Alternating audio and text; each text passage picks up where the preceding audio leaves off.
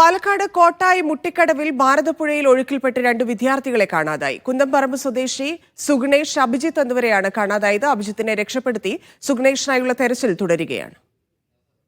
ാണ് 2 യുവാക്കൾ ഒഴുക്കിൽപ്പെടുന്നത്. ഒരാളെ പെട്ടെന്ന് രക്ഷപ്പെടുത്താൻ കഴിഞ്ഞു. അഭിജിത്ത് എന്ന വിദ്യാർത്ഥിയാണ് രക്ഷപ്പെട്ടത്. ഇപ്പോൾ ഈ 17 വയസ്സുള്ള സുഗ്നേഷ് എന്ന വിദ്യാർത്ഥിയാണ് ഒഴുക്കിൽപ്പെട്ട് കിടക്കുന്നത്. ഫയർഫോഴ്സ് ഉദ്യോഗസ്ഥർ ഉൾപ്പെടെ ഈ രക്ഷാപ്രവർത്തനത്തിനായി എത്തിയിരുന്നു.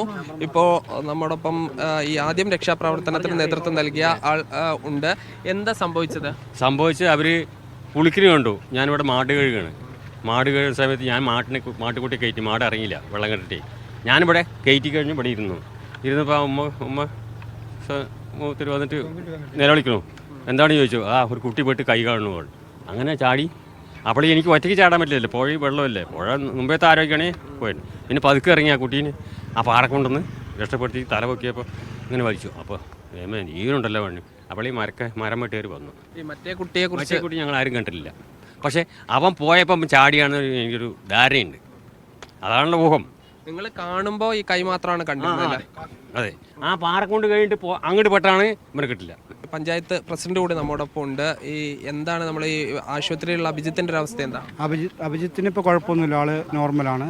2 പേരും ഒരുമിച്ച് കുളിക്കാൻ ഇറങ്ങിയതായിട്ടാണ് നമുക്ക് കാണാൻ വേണ്ടി മനസ്സിലാക്കാൻ വേണ്ടി സാധിച്ചത്. ആ കുളിക്കുന്നതിനിടയിൽ അഭിജിത്ത് ഈ സുഗുണേശ്വരൻ എന്ന് പറയുന്ന പയ്യൻ ഈ ചെക്ക് ഡാമിൻ്റെ മുകളിൽ കയറിയപ്പോൾ വഴുതി കാല് തെന്നി വീണു എന്നാണ് നമുക്ക് ഏകദേശം കിട്ടിയിട്ടുള്ള വിവരം. അപ്പോൾ സുഗുണേശ്വരനെ രക്ഷപ്പെടുത്താനുള്ള ശ്രമത്തിലാണ് അഭിജിത്തും അകപ്പെടുന്ന ഒരു സാഹചര്യം ഉണ്ടായത്. തെരച്ചിൽ പുഴയിലെ ഒഴുക്ക് വല്ലാത്ത രീതിയിൽ കൂടിയിട്ടുണ്ട്. കാരണം ഇന്നലെ ഉച്ചയോടുകൂടി മലമ്പുഴ ഡാം തുറന്നതിൻ്റെ ഭാഗമായി വെള്ളത്തിൻ്റെ ഒഴുക്കും വെള്ളത്തിൻ്റെ അളവും നല്ല രീതിയിൽ കൂടിയിട്ടുണ്ട്.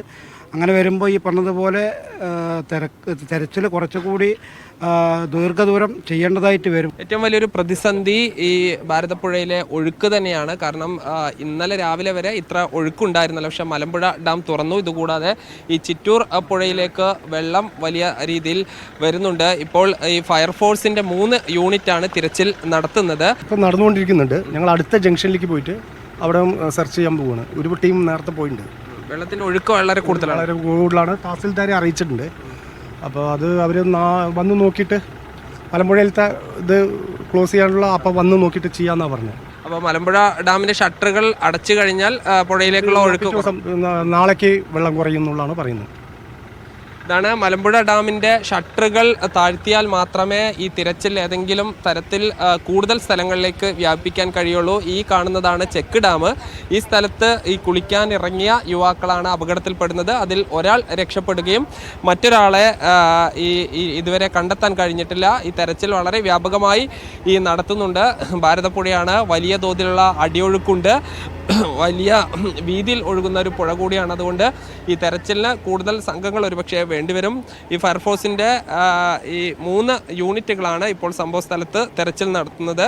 എന്തായാലും നാട്ടുകാരുടെ സംയോജിതമായ ഇടപെടൽ മൂലമാണ് അഭിജിത്ത് എന്ന വിദ്യാർത്ഥിയെ രക്ഷിക്കാനായത്. സുഗുണേഷിന് വേണ്ടിയുള്ള തെരച്ചിൽ തുടർന്നുകൊണ്ടിരിക്കുകയാണ്.